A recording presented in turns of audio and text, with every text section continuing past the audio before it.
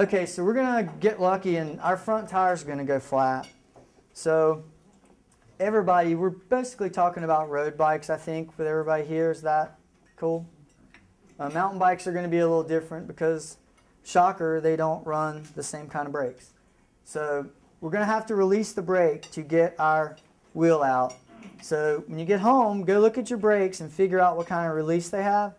This is a newer Tektro brake, which has a button you have to push, then you have to flip it. Shimano and SRAM, you should just be able to flip it up and the brake will release. And if you guys have to take your wheel off to put it in the car, you're familiar with that. So basically what it does, it just opens it up so the brake will clear the wheel. Okay, so you got your tire lever. It's shaped like this with a nice little hook. This hook is not to do little fish jokes with. This hook is to hook to a spoke. Okay? So we're going to pick a spoke on the same side. We're going to push the tire back, hook the lip of the tire lever, and do this. Now, beware, luckily I have my newfangled safety glasses on. Some of these can slip off and the tire lever will go flying and you'll have to search through it on the side of the road. So I'm going to hold it like this just because I'm standing and I never do one standing. So I usually grovel on the floor at work. So you can put this in, slide it, and it should hook in theory. Or you can push it back and it will hook. Like I say, certain rims, this tire is actually pretty tight. So we're going to get it closer. And I'm going to take and push right here. And I'm going to see if it'll slide. Sometimes, ouch, it'll slide. Sometimes it won't. Good thing these weren't bladed spokes. Okay, so we're going to slide it again and hook it. And there it goes. Okay? So if it's tight, if you start over here and slide this way, eventually it'll hook under. And you'll be able to get it. If you put pressure here, it'll keep the bead from popping back on. Okay? And I am much faster doing this on the floor. Okay, once we get enough of it off, we can just slide it all the way around. Okay? Some of the tires you can get, I'm going to go ahead and take the tube out, or at least move it out of the way so I don't pinch it because it's a good tube. So we're going to just go same side we were on, so the tire's over here, same side, down, up, and that one will come right off. Okay, tire's off, pop the valve stem out. Okay, so first thing we're going to do, since we've thrown the tire down in disgust because we had a flat and it's a beautiful day, we're going to check the rim strip, because if this rim strip moves, because all you guys have double wall rims, which means your rim is hollow. So there's basically like a channel, and I'm doing a terrible job of trying to draw it, but basically it's hollow. There are holes in your rim where the spoke nipples go through. If this rim strip moves and exposes the edge of a spoke nipple, you can get a flat because basically it doesn't stay stationary. It kind of moves. The tire pressure goes up and down because you inflate it. You don't ride for 2 weeks.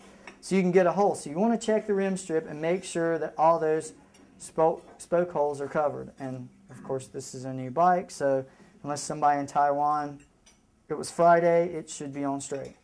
Okay, so we've checked that. Okay.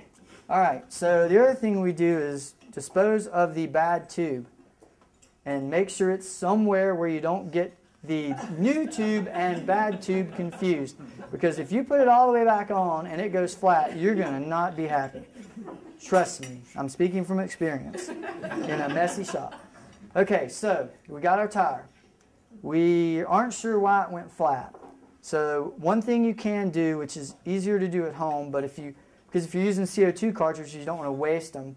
But if you're at home, you can take your pump, put it on it, pump it up, and you can see where the hole is and what kind of hole it is. Okay?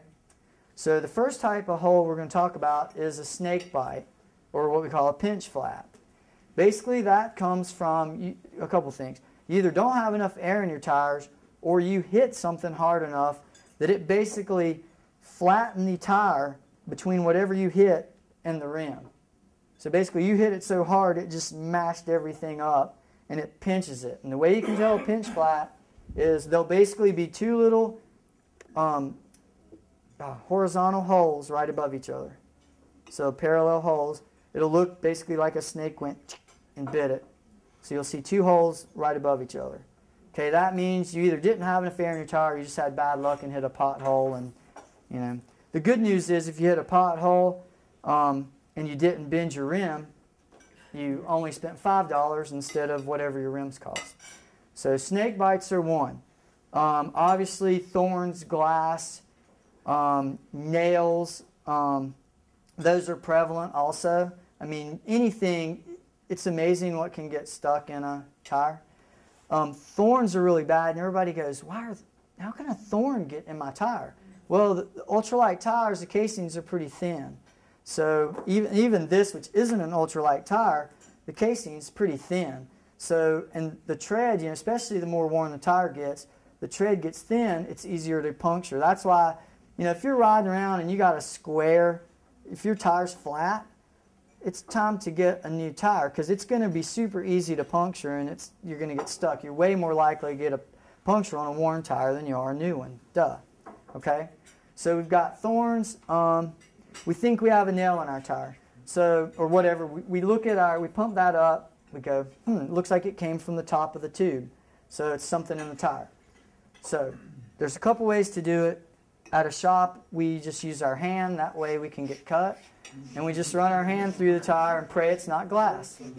So one thing you want to do both sides of the tire. Because see, my hands aren't big enough. I don't get the whole tire. So if I go back and hit the other side, I can feel it. If there's a thorn or anything still in it, staple, anything, we're going to find it. If you like to be safety conscious, you can use a rag because the rag will catch on it, stop, and you'll find it. The other thing that can happen is if for some reason you put your wheel in and you didn't get your wheel straight, you can also rub a hole in your sidewall of your tire. Basically what happens is your brake pad was too high up, maybe you didn't have the wheel lined up right. Usually that'll be a more dramatic flat because it'll basically wear through this and then it hits the tire, wears through it, and it won't be like, you know, thorns typically a little more gradual. Glass can be a little quicker. But so make sure when you put the wheel back in or when you pump it up, don't just instantly put your CO2 on and go and pump the whole thing up. There's a couple reasons why. One is if it weren't a thorn and there's a hole in your sidewall, the tube's just going to pop out the sidewall and blow again. Okay?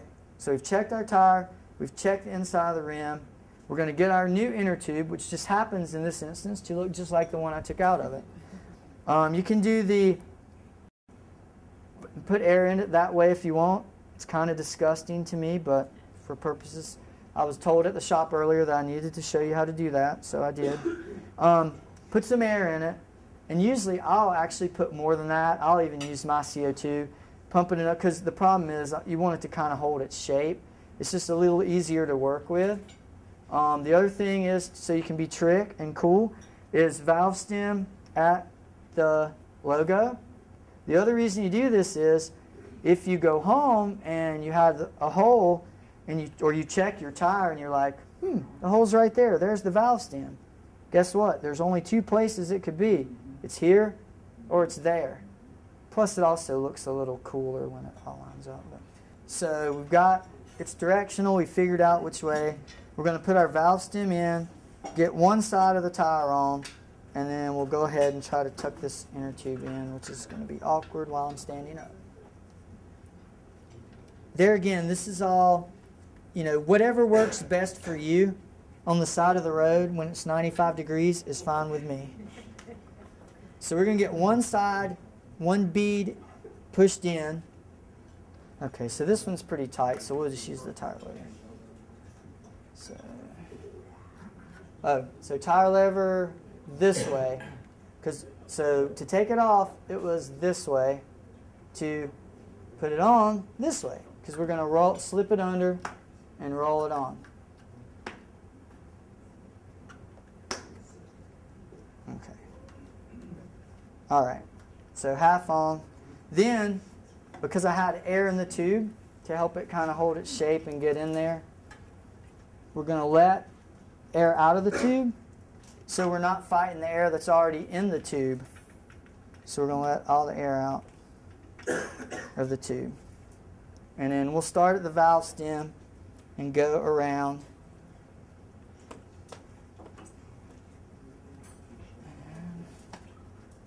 We'll get as far as we can where the tube's sticking out, and I'll tuck it in. You can use your tire lever if you're careful to tuck the tube in if you want. We're down to the end, and the tube refuses to stay in, which is okay.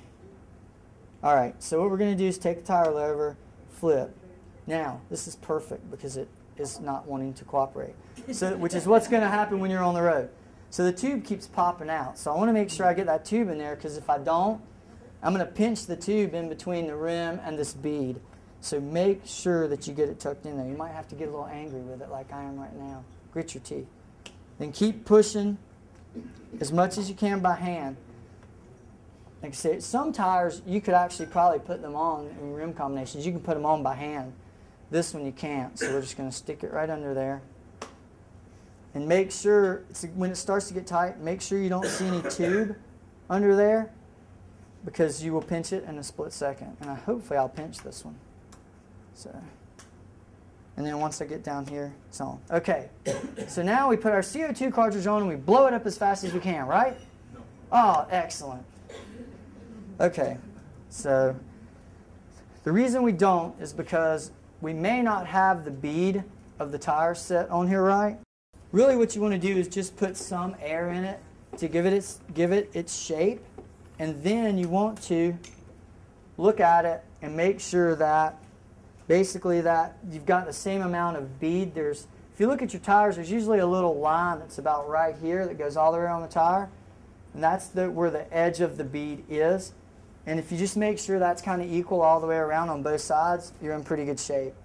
The other thing that people do, the reason I don't like to do the one side at a time, I usually take the whole tire off. You can get this Presta valve underneath the bead of the tire. So if you ever got everything put on and you spin your wheel and it's like boom, boom, you can see the hop in it and it's at the valve stem. You basically pulled this valve stem down and got it underneath the bead, so the bead's on top of it. So what you do is, if you have that problem, let the air out and you can push it back up into the tire, because the bead is supposed to be underneath this, not on top of it. So basically for your repair kit, things that you want to have are, and I have a little handy dandy sample. This thing has 2 cartridges. It has the ever unpopular patch kit, but they are glueless, so you don't have the glue to mess with, and it has tire levers.